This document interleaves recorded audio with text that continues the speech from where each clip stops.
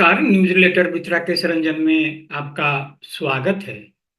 आज बात कर लेते हैं बिहार की, खास तौर से लालू प्रसाद के राजद की।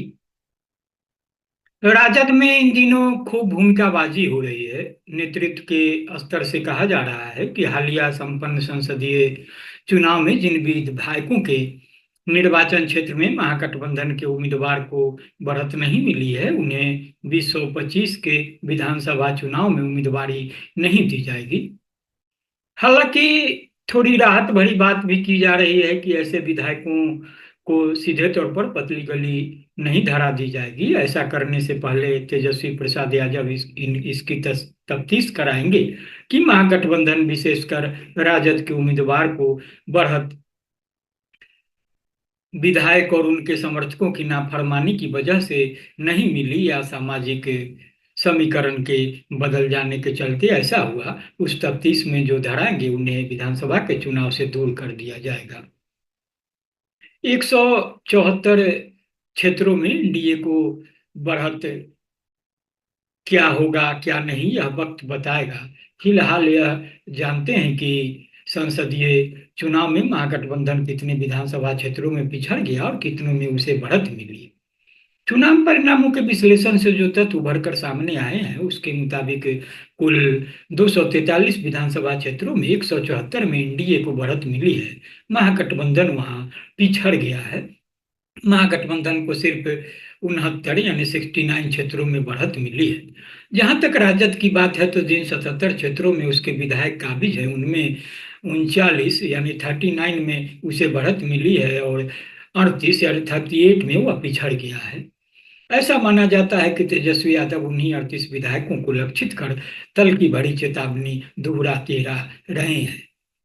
यह भी कह दिया तेजस्वी ने कि पहले चुनाव समीक्षा बैठक की बात, उसमें तेजस्वी यादव का कहना रहा कि 3 माह के अंदर चिन्हित विधायकों के निर्वाचन क्षेत्र में हालात नहीं बदले तो उन्हें हाशिए पर डाल दूसरे को अवसर उपलब्ध करा दिया जाएगा।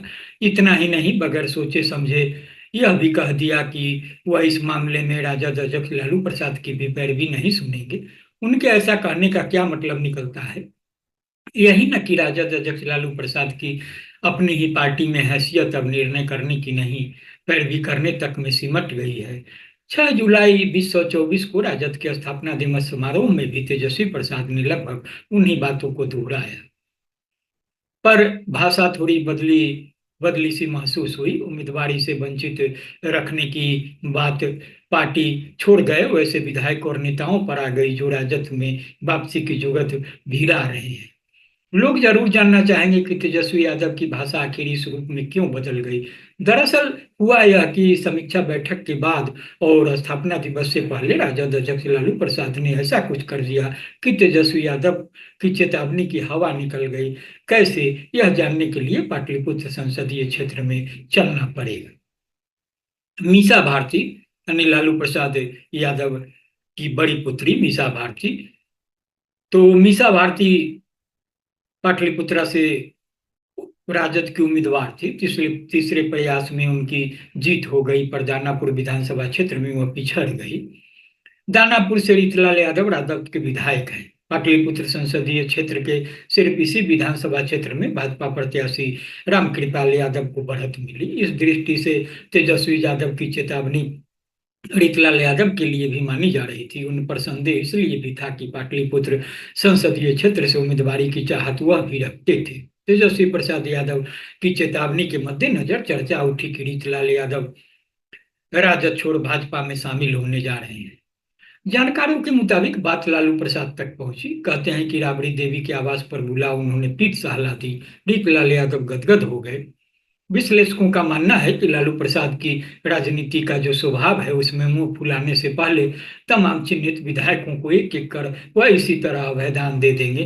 वैसी स्थिति में तेजस्वी यादव की चेतावनी का क्या होगा, इसको सरलता से समझा जा सकता है।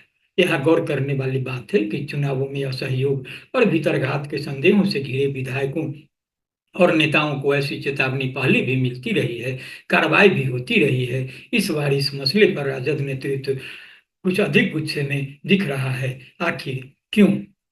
तो बहरहाल इतना ही। इन सवालों का जवाब आप ढूंढिए, इसे सुनिए और गुनिए। आपको बता दें कि इसे मैंने तापमानलाइव.com से आपके लिए खास तौर से संभाल लिया है। तो देखने सुनने के बाद प्रतिक्रिया भी देंगे, लाइक करेंगे, शेयर करेंगे। और हाँ, अगर आपने newsletter with Rakesh Ranjan को अब तक सब्सक्राइब नहीं किया है तो सब्सक्राइब भी करेंगे। नमस्कार।